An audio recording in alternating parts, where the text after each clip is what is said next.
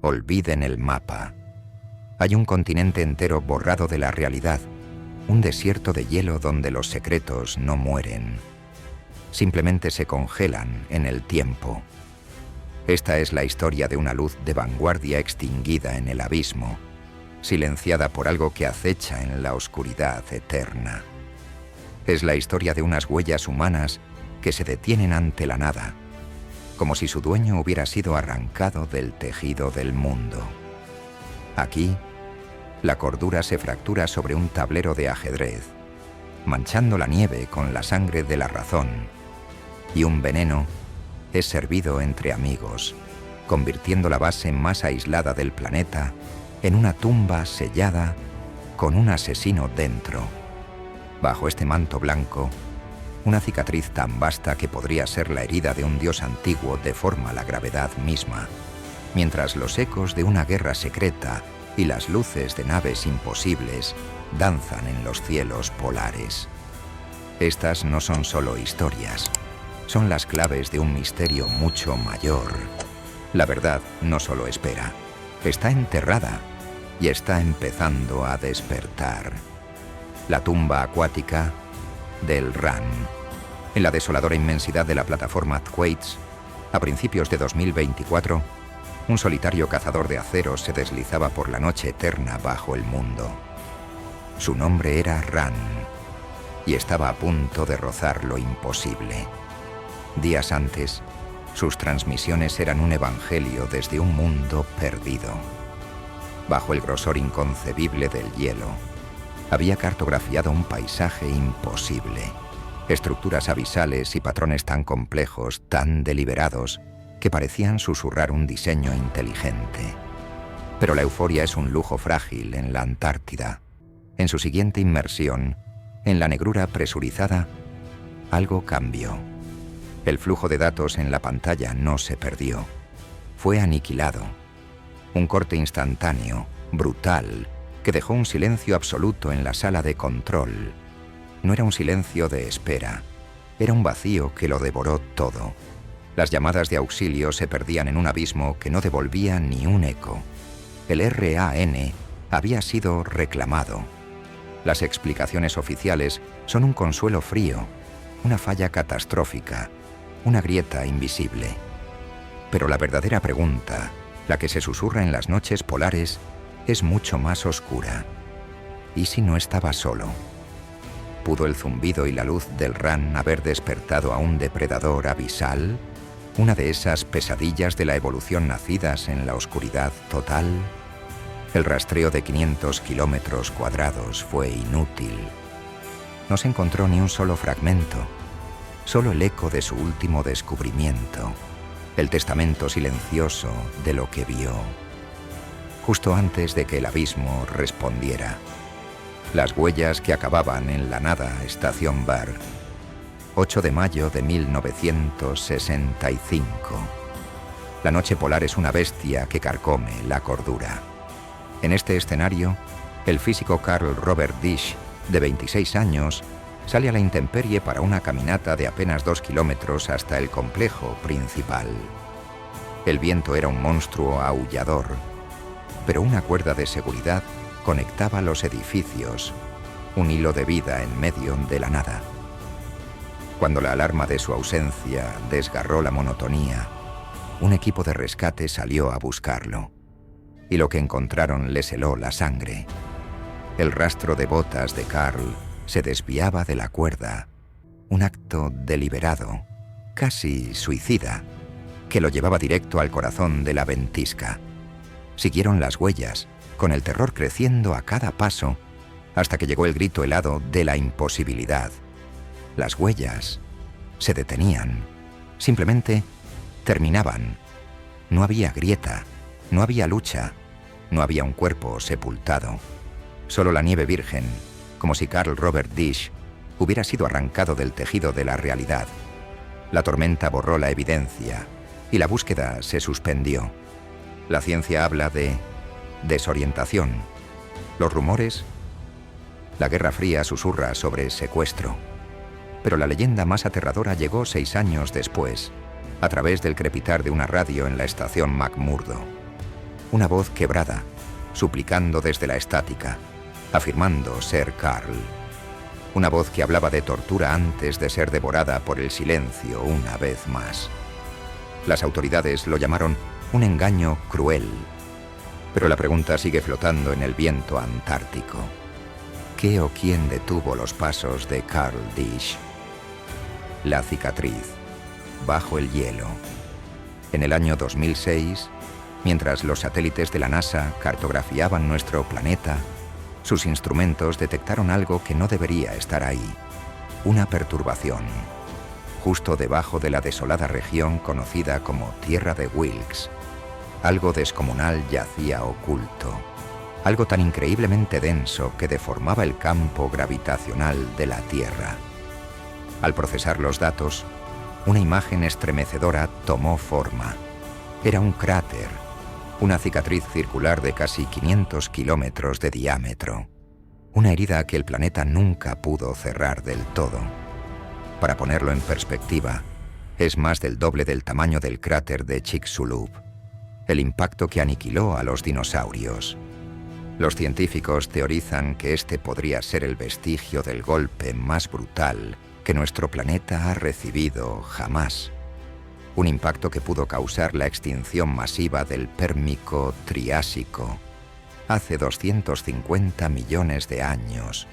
Un evento apocalíptico que borró a más del 90% de la vida de la faz de la Tierra. Pero es solo una teoría, porque la verdad está sepultada bajo más de 1 kilómetro de hielo eterno, un sarcófago helado que hace imposible cualquier excavación. Y donde la ciencia calla, la especulación grita. ¿Y si no es un cráter? Hay quienes hablan de una colosal nave extraterrestre, sepultada hace eones. La idea más audaz susurra que no es algo que llegó, sino una entrada, una puerta a un mundo subterráneo. Lo único cierto es que, bajo la tierra de Wilkes, algo enorme, antiguo y poderoso espera. Antes de sumergirnos en los últimos puestos, si este viaje a lo desconocido te está atrapando, no olvides dejar tu like y suscribirte. Tu apoyo es la luz que nos guía en la oscuridad, el fantasma del Tercer Reich y los cielos vigilados. A finales de la década de 1930, una expedición de la Alemania nazi arribó a la Antártida, reclamando un sector que llamaron Nueva Suabia. Oficialmente, buscaban bases balleneras, pero tras la caída de Berlín, una leyenda mucho más oscura se negó a morir. Que altos mandos nazis no murieron, sino que huyeron a una base secreta bajo el hielo, la base 211, un lugar donde continuaron desarrollando tecnología prohibida, incluyendo los míticos ovnis nazis. Esta leyenda explotó en 1946, cuando Estados Unidos lanzó la Operación High Jump, una masiva expedición militar comandada por el almirante Richard Byrd. Oficialmente, un entrenamiento. Extraoficialmente, según los teóricos, una misión de combate para destruir la base nazi. La misión terminó abruptamente, antes de lo previsto, alimentando rumores de un enfrentamiento con fuerzas desconocidas. Se le atribuye a Byrd una cita escalofriante en un diario chileno, advirtiendo sobre objetos voladores que pueden desplazarse de un polo a otro a velocidades increíbles. ¿Hablaba de tecnología soviética o de algo que encontró en el hielo? La leyenda habla de una batalla secreta, de rayos de energía y naves emergiendo de las aguas heladas. Los cielos antárticos siguieron siendo vigilados. En 1965, personal de bases argentinas, chilenas y británicas reportaron casi simultáneamente la presencia de objetos anómalos, describiendo naves lenticulares, silenciosas y brillantes. En la era de Internet, las imágenes satelitales han revelado aparentes pirámides y extrañas entradas circulares, avivando la teoría más fantástica de todas, la de la Tierra hueca, un mundo interior con entradas en los polos, la partida prohibida. Dejemos los cielos y volvamos al horror más terrenal, el que anida en la mente humana. En las bases rusas de la Antártida existe una regla extraña.